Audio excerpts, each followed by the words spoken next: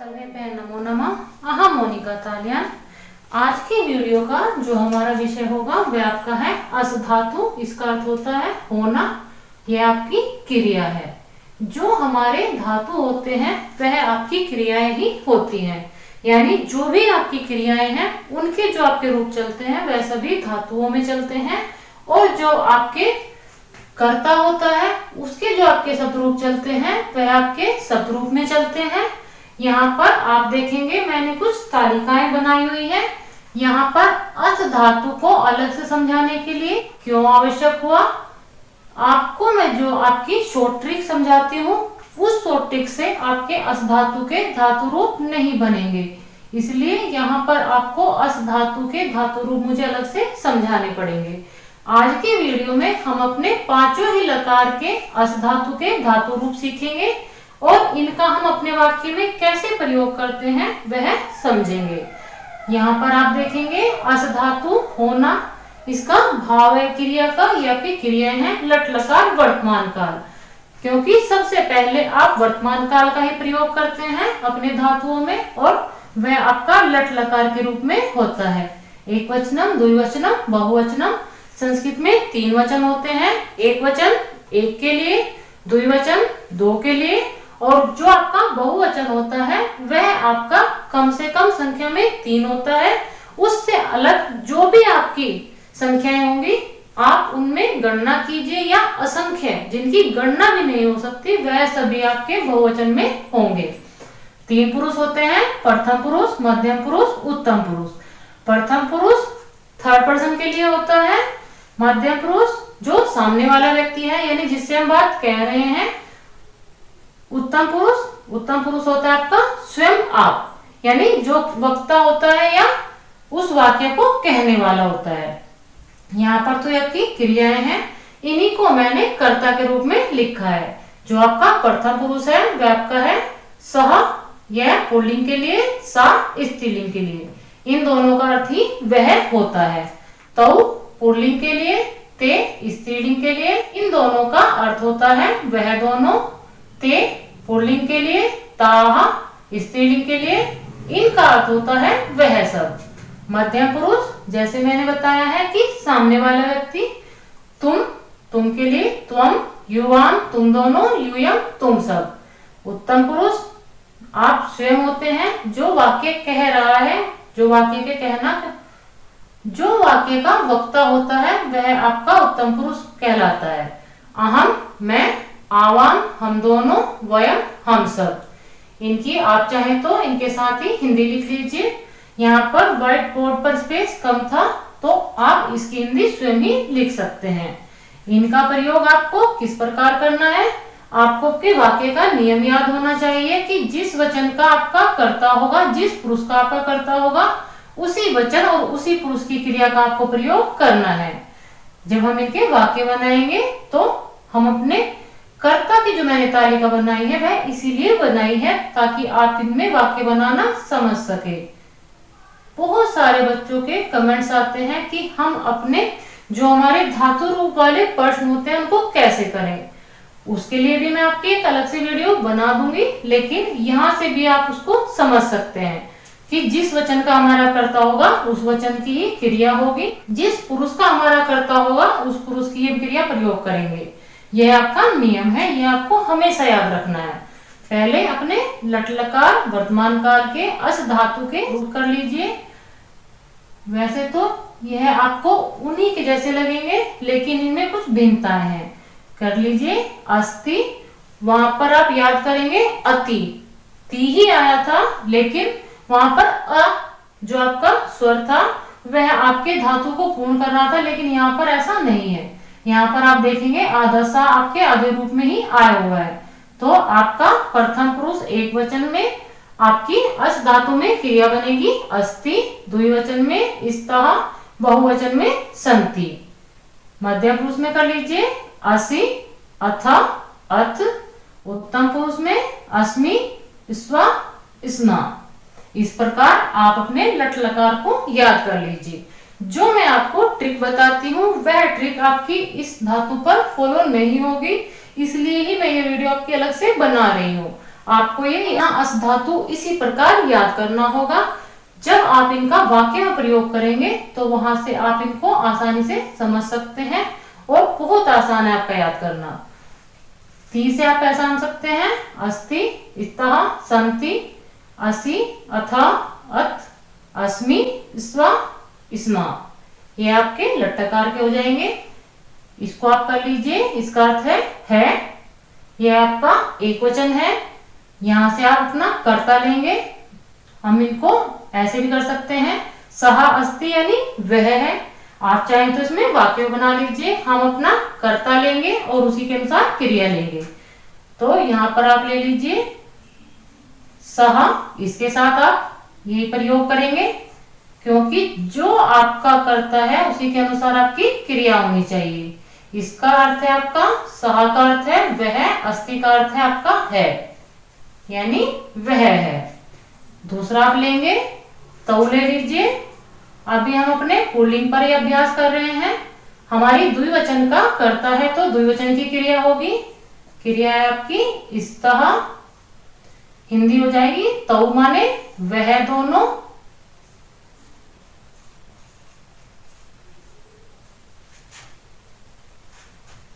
वह दोनों, यह आपका तौ का अर्थ है स्तः, स्तः का अर्थ है आपका है। यह आपका द्विवचन है। बहुवचन का ले लीजिए, ये आपका है ते। बहुवचन का करता है तो बहुवचन की क्रिया आप लिख लीजिए। क्रिया होगी आपकी संति। ते का अर्थ होता है आपका वह सब। संति माने, पहले आप अपने ते का अर्थ लिख लीजिए, वह सब। संति, संति का अर्थ होता है आपका है। ये आपका बहुवचन वाला हो जाएगा। इस प्रकार आप अपने वाक्य बना सकते हैं। पहले अपना कर्ता लेंगे, उसी के अनुसार क्रिया लेंगे। मध्यम पुरुष में बना लीजिए। ये आपका है त्वम। त्वम जो हमारा कर्ता है मध्यम पुरुष एक वचन का है तो हम मध्यम पुरुष एक वचन का ही क्रिया लेंगे, जो आपकी है असि। इसकी हिंदी हो जाएगी त्वम माने तुम, असि माने हो, तुम हो। द्विवचन ले लीजिए युवाम। आप इसको आगे ही लिखेंगे क्योंकि आगे हमारा स्वर आने वाला है। द्विवचन वाला ही हम क्रिया लेंगे अथा। इसकी युवाम, युवाम की हिंदी हो जाएगी आपकी तुम दोनों। अथा, अथा माने हो, तुम दोनों हो। यूयम, बहुवचन ले लीजिए। यूयम, यूयम का अर्थ होता है तुम सब। अपनी क्रिया हम उसी के अनुसार लेंगे। जो हमारा यूयम पद है आप देखेंगे मध्यम पुरुष बहुवचन का है तो हम क्रिया में भी मध्यम पुरुष बहुवचन ही लेंगे, जो आपका है अथ। इस प्रकार आप इसकी हिंदी करेंगे यूयम माने तुम सब, अथ माने हो। आप कह सकते हैं कि इन सभी क्रियाओं का जो अर्थ है वह एक समान ही है। जैसे अस्ति का अर्थ भी है, स्था का अर्थ भी है और संति का अर्थ भी है। लेकिन इनमें भिन्नता क्या है? भिन्नता आपके कर्ता के अनुसार ही है। जो अस्ति हमने प्रयोग किया है वह सह के साथ प्रयोग किया है यानी एक के लिए। स्तः जो हमने प्रयोग किया है तौ के साथ प्रयोग किया है यानी दो के लिए। संति, संति जो हमने प्रयोग किया है वह ते जो हमारा बहुवचन वाला करता है उसके साथ, उसी के अनुसार यानी वह सब। इसी प्रकार आपका हो तीनों में ही हो आया हुआ है, लेकिन आपके कर्ता अलग अलग हैं। त्वम जो है आपका एक वचन का है, युवाम द्विवचन का है और यूयम आपका बहुवचन का है। जो आपके उत्तम पुरुष के कर्ता हैं उन पर भी आप वाक्य बना लीजिए। जो मैं आपको वाक्य समझा रही हूं आप इसी में अच्छे से समझ लीजिए, क्योंकि ये वाक्य मैं आपके बार बार आपको नहीं बनाकर दिखाऊंगी, उससे आपकी वीडियो बहुत ज्यादा लंबी हो सकती है। आपकी जो लकार की मुझे लगेगा कि आपको समझाना चाहिए वाक्य बना के, तो मैं उसके वाक्य दोबारा बना दूंगी। लेकिन आगे जो हम अपने वाक्यों का अभ्यास करेंगे वह मौखिक ही करेंगे। उत्तम पुरुष का कर लीजिए। इसमें जो आपका कर्ता है अहम, वह आपका उत्तम पुरुष एक वचन का है, उसी की हम क्रिया प्रयोग करेंगे। उत्तम पुरुष एक वचन की तो क्रिया क्या है आपकी? अस्मि। इसकी हिंदी होगी अहम माने मैं, अस्मि माने हूं, मैं हूं। द्विवचन वाला कर लीजिए, वह आपका है आवाम। जो आपकी क्रिया है वह आपकी है स्व। इसकी हिंदी होगी आपकी आवाम माने हम दोनों,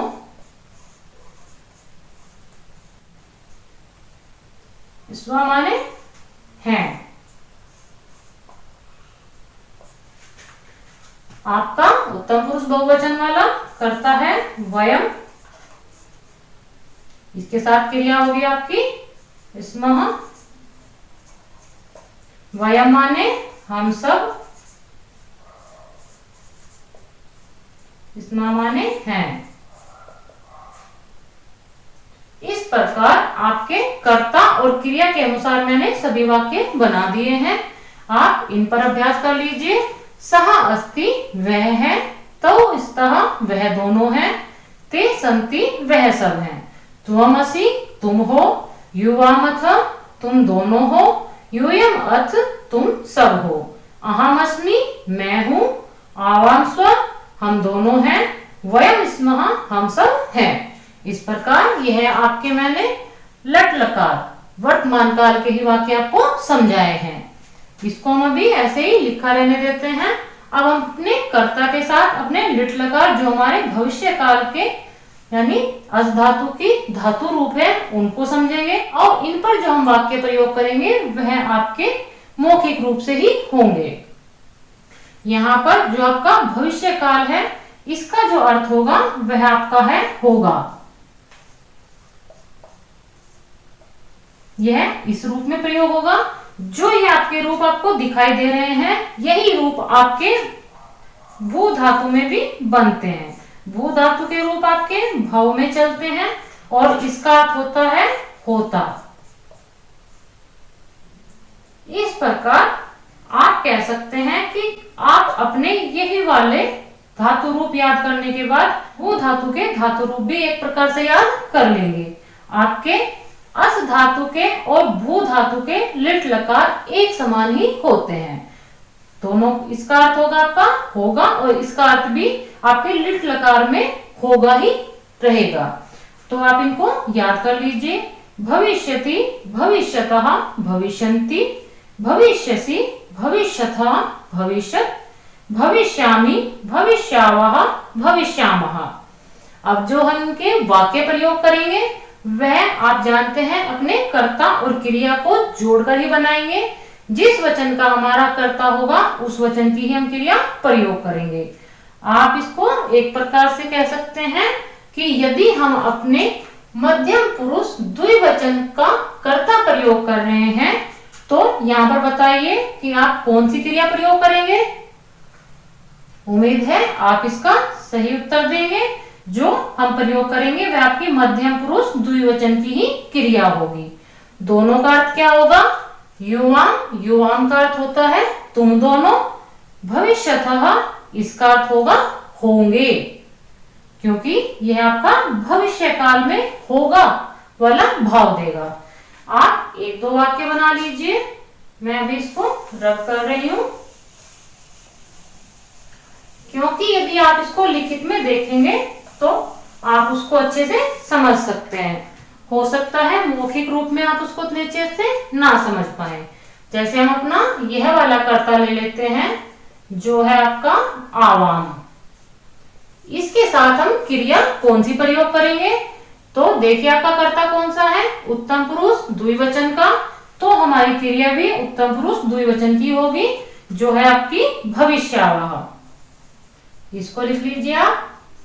ये आधा स, य, आ और व, इसमें विसर्ग भी लगेंगे। आवाम भविष्यावह। आवाम माने हम दोनों। भविष्यावह का अर्थ होगा होंगे। हम दोनों होंगे, क्योंकि इसमें भविष्य की बात हो रही है। अभी आपका जो वर्तमान काल था वह आपका लट लकार से अब मैंने आपको बताया है, और लिट लकार को हम यानी भविष्य काल को अब कर रहे हैं।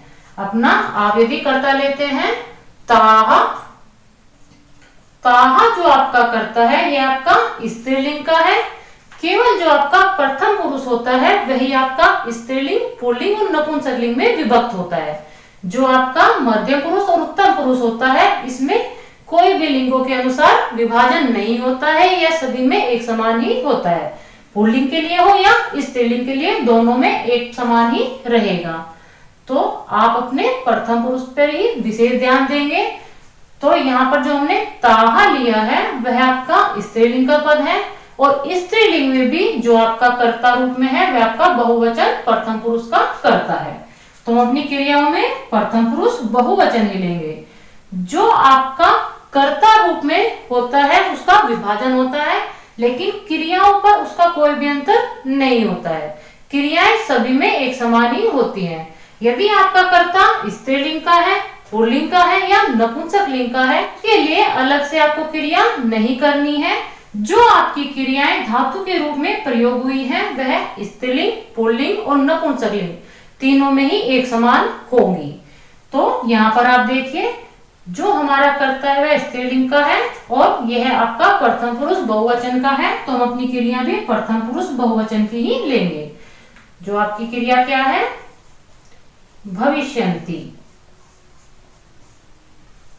अभी जब आप इस वीडियो को देख रहे हैं तो हो सकता है यह क्रियाएं आपको इतनी जल्दी याद ना हो, लेकिन आप इस वीडियो के साथ साथ अपनी इन क्रियाओं को दोहराएंगे, और अपनी वीडियो को रोककर भी आप इसको दोहरा सकते हैं। वीडियो पूरी होने के बाद आप इन पर एक बार जरूर अभ्यास करें। संस्कृत में आप जितना भी अभ्यास करते हैं उतना ही आप लाभ पाते हैं। इसकी हिंदी होगी आपकी ताहा। ताहा माने वह सब, भविष्यन्ति इसका क्या अर्थ होगा, होंगी। आपको हिंदी में जब आप क्रिया लिखेंगे तो वहां पर स्त्रीलिंग और पुल्लिंग का भाव स्पष्ट रूप से दिखाई देगा। यदि जो आपका कर्ता है यह पुल्लिंग होता तो वह सब होंगे, इस प्रकार का भाव आएगा, और वह सब होंगी यह आपका स्त्रीलिंग का भाव है। हिंदी में तो आपका ई का भाव आ जाएगा, क्योंकि हिंदी में आपका ईकारांत जो होते हैं वो स्त्रीलिंग के लिए प्रयोग होता है। जाएगी, खाएगी, उठेगी, बैठेगी, ऐसा भाव आपका स्त्रीलिंग के लिए ही होता है। और पुल्लिंग में जाएगा, उठेगा, बैठेगा, खाएगा, यानी गा वाला जो भाव है वह पुल्लिंग के लिए होता है। यदि हम अपना कर्ता रूप में त्वम प्रयोग करते हैं, इसके लिए बताइए कौन सी क्रिया होगी, त्वम। त्वम आपका मध्यम पुरुष एकवचन है, तो मध्यम पुरुष एकवचन वाली ही क्रिया होगी आपकी, जो है आपका भविष्यसि। त्वम माने तुम, भविष्यसि होंगे, तुम होंगे। इस प्रकार उम्मीद है आप ये शेष वाक्य स्वयं भी बना सकते हैं। हम अपने इस वाले लकार को एक बार दोहरा लेते हैं। मेरे बोलने के बाद एक बार आप जरूर बोलिए, भविष्यति, भविष्यतः, भविष्यन्ति, भविष्यसि, भविष्यतः, भविष्यत्, भविष्यामि, भविष्यावः, भविष्यामः। देखा कितना आसान है। अपने लट लकार को भी कर लीजिए एक बार फिर। अस्ति, स्तः, सन्ति, असि, अथा, अत, अस्मि, स्वः, स्मः। कर लेंगे। वाक्य भी आसान है बनाना। और जो आप कहते हैं कि इनका हम वाक्य में कैसे प्रयोग करें, तो आपको अपना कर्ता पहचानना है कि जो आपका कर्ता है वह किस पुरुष का है, किस वचन का है, उसी के अनुसार आप अपनी क्रिया प्रयोग कर लीजिए। तो इसको हम अपना रब कर लेते हैं। शेष जो आपकी धातुएं हैं उन पर हम अभ्यास करेंगे। अब तक हम अपने दो लकार को समझ चुके हैं, जो हमारे थे लट लकार और लिट लकार। जो हमारा वर्तमान काल और भविष्य काल था उसके हमने धातु रूप भी सीख लिए हैं और उनसे हम अपने वाक्य किस प्रकार बनाएंगे यह भी हम ज्ञान प्राप्त कर चुके हैं। यहाँ पर आपकी शेष जो धातु रूप है उनकी मैंने तालिका बनाई है। अस धातु होना अर्थ होगा, यह आपकी क्रिया होती है। लंग लकार भूतकाल। यहाँ पर जो यह मैंने तालिका बनाई है यह आपकी एक वचनम, द्विवचनम और बहुवचनम की तालिका है। प्रथम पुरुष, मध्यम पुरुष, उत्तम पुरुष। यह जो आपकी तालिका है यह सभी धातु रूप में आपको बनानी होती है। और यहाँ पर आप देखेंगे यह जो आपकी तालिका है लोट लकार, यह आपका आज्ञा काल का जो भाव रहेगा वह आपका इन्होंने बताया है। इसमें मैंने आपके एक वचनम, द्विवचनम, बहुवचनम नहीं लिखे हैं, तो आप ऊपर से इसको समझ लेंगे क्योंकि आपका स्पेस कम था और सभी की मैंने एक तालिका यहीं पर बना दी है। आप अपने पहले लंग लकार भूतकाल को समझ लीजिए, पहले हम इनका उच्चारण करेंगे क्योंकि हम अपने धातुओं को याद भी करेंगे। यदि हमें अपने धातु रूप याद नहीं होंगे, जो आपका अस धातु है यह तो आपको याद ही करना है। शेष जो आपकी धातुएं हैं उनको आप ट्रिक से बना सकते हैं। आप अपनी ट्रिक याद करके बहुत सारी धातुओं का निर्माण कर सकते हैं, लेकिन जो आपका अस धातु है और जो आपका क्री क्री जो ये आपकी क्री धातु है इसका अर्थ होता है करना, इसका भी आपको शॉर्ट ट्रिक से नहीं होगा। इसकी भी वीडियो मैं आपकी अगली ही बनाऊंगी, या आगे जैसे बच्चों ने मैसेज किए हैं कि उनको अपने धातुओं का वाक्य में प्रयोग करना है और जो आपके शब्द रूप होते हैं उनको कैसे प्रयोग करें, इस टॉपिक को लेकर भी आपकी वीडियो बना सकती हूँ। मैं तो समय बताएगा कि कौन सी आपकी वीडियो होगी, लेकिन अभी जो हम कर रहे हैं उसको अच्छे से कर लेते हैं। आसीत, आस्ताम, आसन, आसी, आस्तम, आसत, आसम, आसव, आसम। आप देखेंगे यहाँ पर आपका हलंत्यता आया है, जो हमारा ट्रिक में भी आपको बताया गया था कि आपके प्रथम पुरुष एक वचन में हलंत्यता है, मध्यम पुरुष बहुवचन में आपका बिना हलंत वाला ता है। यह आपको यहाँ पर भी ध्यान रखना है। आपको अपनी छोटी छोटी बातें ही याद रखनी होती है, चाहे वह आपका शब्द रूप हो या धातु रूप हो। अधिक कठिन कुछ भी नहीं होता है, केवल थोड़ा ध्यान देना होता है। आसी, आस्ताम, जो आपका ताम आप जानते हैं भूतकाल के आपके द्विवचन में आया था, यहाँ पर भी आपका वही ताम आया है। आसन आपका हलंत्य ना आपके भूतकाल के बहुवचन में आया था, तो ये आपका उसी प्रकार है। मध्यम पुरुष में आसी, उसमें केवल आपका विसर्ग था, इसमें आपका आसी पद बना है। आस्तम, तम आपका उसी रूप में है। आसत आपका जो बिना हलंत वाला ता है वह आपका उसी रूप में है। शेष जो आपके अंतर है वह तो आप देख ही सकते हैं। उत्तम पुरुष में आसम, आसव, आसम आप समझेंगे, इसमें आपका हलंत्य मां और पूरा सा है, और जो आपका बहुवचन है उसमें आधा सा और पूरा मां है। आप ऐसा बिल्कुल ना करें कि आप दोनों को एक ही समझ लें या इसको इधर या उसको इधर कर दें, तो वह आपका गलत हो जाएगा। अब हम इनका वाक्य प्रयोग कर लेते हैं। यहाँ पर जो आपके कर्ता लिखे हुए हैं आप उनको समझ ही चुके हैं। जो आपका प्रथम पुरुष होता है उसमें आप किसी का नाम, संज्ञा, सर्वनाम, विशेषण किसी भी रूप में आप ले सकते हैं, सर्वनाम भी ले सकते हैं। यहाँ पर जो लिखे हुए हैं यह सर्वनाम ही है, क्योंकि जो आपका प्रथम पुरुष होता है उसमें ही आपके सारे शब्द रूप होते हैं। शब्द रूप तो आपके मध्यम पुरुष और उत्तम पुरुष में भी होते हैं, लेकिन यह आपके दोनों ही लिंगों में एक समान होते हैं, और जो आपका प्रथम पुरुष होता है वह आपका तीनों लिंगों में भिन्न भिन्न होता है। तो यहाँ पर आप किसी भी व्यक्ति का नाम ले सकते हैं, जैसे रामः, जो आपका रामा है या आपका प्रथम पुरुष एक वचन है। यहाँ पर रामा जो मैंने लिया है वह आपको समझाने के लिए है, क्योंकि आप अपने शब्द रूप के अनुसार कैसे अपनी क्रियाओं का प्रयोग करेंगे, तो आप अपने शब्द रूप से ही तो समझेंगे। रामः जो है वह आपका प्रथम पुरुष एक वचन में आएगा, और क्रिया का हम कहां से प्रयोग करेंगे, प्रथम पुरुष एक वचन से। आप इसके साथ क्रिया लिख लीजिए आसीत। इस प्रकार आपका वाक्य हो जाएगा रामः आसीत। रामः यानी राम, आसीत माने था। वैसे तो आसीत का अर्थ था होता है, लेकिन जो हमारे सम्माननीय जन होते हैं उनके लिए हम थे भी प्रयोग कर लेते हैं। लेकिन थे का अर्थ ये नहीं है कि हम वहां पर बहुवचन प्रयोग करेंगे, केवल सम्मान सूचक शब्द होने के कारण, क्योंकि राम हमारे लिए सम्माननीय है इसलिए हम थे का प्रयोग कर लेते हैं। अध्यापक है, जैसे यहाँ पर यदि हम अध्यापक लिख लेते हैं, अध्यापकः आसीत्। यहाँ पर आप देखेंगे अध्यापक जो है वह आपका प्रथम पुरुष एकवचन का कर्ता है, क्योंकि जो आपकी विभक्ति है उसमें आप देखेंगे प्रथम विभक्ति एकवचन की है। आप अपने विसर्ग से भी पहचान सकते हैं। आप अपने शब्दरूप बहुत अच्छे से याद कर चुके होंगे, क्योंकि शब्दरूप की वीडियो में आपको बहुत बार करा चुकी हूँ। अध्यापक आपका प्रथम पुरुष एकवचन का है, तो क्रिया आपकी प्रथम पुरुष एकवचन होगी आसीत। यहाँ पर आप देखेंगे अध्यापक, अध्यापक का अर्थ होता है आपका शिक्षक।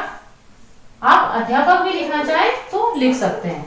आसीत माने था होता है, लेकिन सम्मान के लिए हम थे प्रयोग करते हैं। अध्यापक आए थे या गए थे, इस प्रकार से गए थे जो मैं कर रही हूं वह आपका गम धातु से हो जाएगा, लेकिन यहाँ पर केवल था भाव आया है तो आप आसीत का प्रयोग करेंगे, क्योंकि अस धातु हम यहाँ पर प्रयोग कर रहे हैं जिसका अर्थ होता है होना। भूतकाल में था, थे, थी, इस प्रकार का भाव रहेगा। आपके जो बहुवचन है उसमें आप कर लीजिए, आप ते ही ले लीजिए। ते आपका बहुवचन है तो क्रिया आपकी कौन सी होगी? आसन। कर्ता जिस वचन का होगा, जिस पुरुष का होगा, क्रिया भी हम उसी वचन उसी पुरुष की प्रयोग करेंगे। ते माने वह सब, आसन माने थे। यहाँ पर हम था प्रयोग नहीं करेंगे क्योंकि ये बहुत सारे हैं और बहुवचन का प्रयोग हुआ है, वह सब थे। इस प्रकार ये आपके वाक्य हो जाएंगे।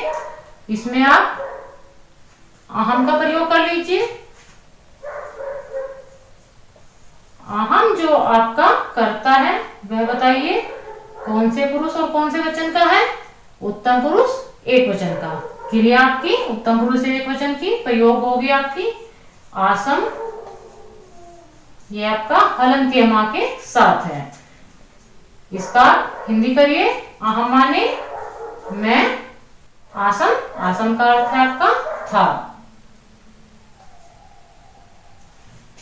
यहाँ पर आप देखेंगे कि सभी का अर्थ था, थे, इसी प्रकार से आया है, लेकिन आपको अपने कर्ता के अनुसार ही क्रिया प्रयोग करनी है। जैसे आप अपने यूएम को ले लीजिए, इसके साथ क्रिया कौन सी होगी? आसक्त। ये आपका बिना हलंत वाला ता रहेगा। जो आपका हलंतिया ता है वह आपका प्रथम पुरुष एक वचन में आया हुआ है। मध्यम पुरुष बहुवचन में बिना हलंत वाला ही ता है। यूएम, यूएम का अर्थ है आपका तुम सब। आसक्त माने थे। था, थे, थी इसी भाव में आएगा, लेकिन अपने कर्ता के अनुसार आप अपनी क्रिया को प्रयोग करेंगे। उम्मीद है आप इसको अच्छे से समझ चुके होंगे। और जब भी आपके वाक्य में आपको था, थे, थी, एक था, दो थे या बहुत सारे थे, इस प्रकार का आपको प्रयोग करना है तो आप अपने एक वचन, द्विवचन और बहुवचन को ध्यान रखेंगे। प्रथम पुरुष, मध्यम पुरुष और उत्तम पुरुष को भी आप ध्यान रखेंगे। अब आप अपने लोट लकार जो हमारा आज्ञाकाल है उसको समझ लीजिए। पहले उच्चारण करिए। अस्तु, स्ताम, संतु, एधि, स्तम, स्त, आसानी, आसाव, आसाम। इस प्रकार उच्चारण आप इनका करेंगे। उच्चारण में थोड़ा कठिनाई है तो आप इनका लिखित में भी अभ्यास कर सकते हैं। आप अपनी संस्कृत का एक एक बार, कम से कम एक बार तो इससे अलग यदि आप 2 या 3 बार अभ्यास कर लेते हैं तो आप इनको आसानी से याद कर लेंगे, उसमें कोई भी आपको परेशानी नहीं होगी। उच्चारण में थोड़ी कठिनाई हो सकती है तो आप इनका लिखित में भी अभ्यास करिए। इसमें आपका हो जाएगा वाक्य अस्तु यानी हो। आपका यह जो आज्ञा है, आप इसमें आज्ञाकाल कह सकते हैं, लेकिन जब यह आपका होना भाव में आता है तो यह एक रूप से आपका आशीर्वाद रूप में ही हो जाता है। जैसे आपका कल्याण हो, आप दोनों का कल्याण हो, संतु उन सब का कल्याण हो या होवे भाव जो भी होगा आपका वह आज्ञाकाल ही होगा। आज्ञाकाल इसको कह सकते हैं या आशीर्वाद रूप में भी इसको आप प्रयोग कर सकते हैं। आशीर्वाद, आशीर्वाद में आपको बाकी जो आपकी धातुएं हैं वह नहीं मिलेंगी, लेकिन अस धातु का जो आपका लोट लकार है वह आज्ञा देने के लिए भी होता है और एक आशीर्वाद के रूप में भी प्रयोग होता है। यदि आप इसमें प्रयोग करेंगे कि यूयम, यूयम जो आपका कर्ता है उसके अनुसार क्रिया प्रयोग करिए, क्रिया हो जाएगी आपकी इस तरह, यानी तुम सब हो। यदि हम अपने इस वाक्य में अपना कर्म का प्रयोग कर लेते हैं तो हम इसको और भी आसानी से समझ सकते हैं। जैसे आप कह सकते हैं, ये आपने बहुत बार सुना होगा, सर्वे भवन्तु। भवन्तु आपका भव धातु से होता है, इसके स्थान पर यदि आप संतु करते हैं तो भी आपका वही भाव होगा, संतु, सर्वे संतु निरामया। यह आपने बहुत बार सुना होगा, प्रार्थना में भी प्रयोग किया जाता है, सर्वे भवन्तु सुखिनः सर्वे संतु निरामया, यानी सभी निरोगी होवे। इस प्रकार का आपका भाव होता है। सर्वे माने सभी, निरामया निरोगी, संतु का अर्थ होता है आपका होवे। यह है आशीर्वाद जो हम एक तरह से कह रहे हैं कि हमें आशीष दिए जाते हैं, आशीर्वादात्मक हमारे वचन होते हैं या आज्ञा हमें दी जाती है, वह आपका इसी प्रकार का होता है। विधिलिंग, विधिलिंग आपका चाहिए अर्थ के लिए प्रयोग होता है, इसका भी आप एक बार उच्चारण कर लीजिए। सया, सयाताम, सयु, सयाह, सयातम, सयात, श्याम, सयाव, श्याम। आप इसका उच्चारण करेंगे तो आप यहाँ पर देखेंगे कि आपका हलंत्यता प्रथम पुरुष एक वचन में आया हुआ है, बिना हलंत वाला था मध्यम पुरुष एक वचन में आया हुआ है। आपको मैंने जो पिछले वाली वीडियो समझाई थी जिसमें हमने अपने 3 लकार एक साथ किए थे, उसी प्रकार से आप इसको भी समझ लीजिए। जो आपके लंग लकार, लोट लकार और विधिलिंग लकार होते हैं, इसमें बहुत सारे शब्द आपके एक जैसे यानी एक समान ही होते हैं, उसमें कुछ ही अंतर होता है और उस अंतर को नोट करके ही आप अपने सभी लकार में भिन्नताएं देख सकते हैं, उनसे ही आप उनको पहचानेंगे। आप इसमें अपने कर्ता के साथ यदि इसको प्रयोग करेंगे तो सहा, इसमें आप स्यात्, क्योंकि जो हमारा कर्ता है वह एक वचन का प्रथम पुरुष का है, उसी के अनुसार हम क्रिया प्रयोग करेंगे। सहा माने वह, और सहा जो हमारा कारक चिन्ह होते हैं उसके अनुसार सहा का अर्थ होता है उसे। इस भाव में भी सहा का प्रयोग किया जाता है। स्यात् माने चाहिए।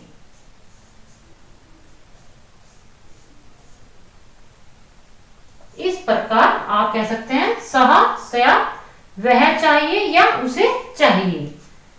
इस प्रकार आप इसमें भी कर्म का यदि प्रयोग करते हैं तो इसको और अच्छे से समझ लेंगे। त्वम, त्वम का प्रयोग कर लीजिए।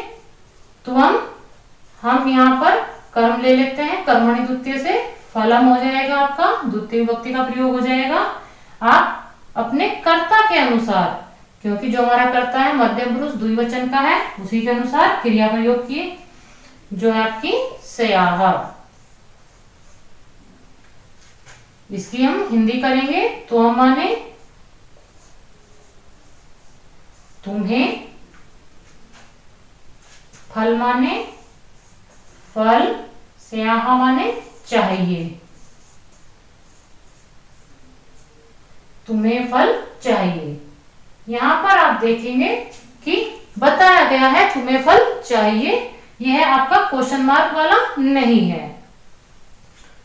यदि हम इसमें क्वेश्चन मार्क का प्रयोग करेंगे तो फिर हम किम सर्वनाम का प्रयोग करेंगे, क्योंकि जो हमारे किम सर्वनाम होते हैं कुछ अव्यय पद होते हैं, उनसे ही हम अपने प्रश्नों का निर्माण करते हैं। उससे अलग जो भी आपका चाहिए अर्थ में यहाँ पर प्रयोग हुआ है वह बताया गया है, ना कि पूछा गया है। जब भी पूछने का भाव आएगा तो प्रश्नवाचक हो जाएगा, और चाहिए अर्थ यहाँ पर आपसे बताया जा रहा है। इसमें आप अपना वयम प्रयोग कर लीजिए। इसमें भी हम अपने कर्म का प्रयोग करेंगे, जैसे वस्त्र, वस्त्र में कर्मणि द्वितीय से वस्त्रम हो जाएगा। आप अपने कर्ता के अनुसार क्रिया प्रयोग करेंगे, जो है आपकी श्याम। क्षमा करें, ये बिना हलंत वाला ही होगा, क्योंकि जो आपका हलंतीय होता है वह आपका उत्तम पुरुष एकवचन होता है, और जो आपका उत्तम पुरुष बहुवचन है वह आपका बिना हलंत वाला है। यह आपको ध्यान रखना है। यहाँ पर हमारा कर्ता बहुवचन का है, तो हम बहुवचन की ही क्रिया प्रयोग कर रहे हैं। वयम माने हम सब,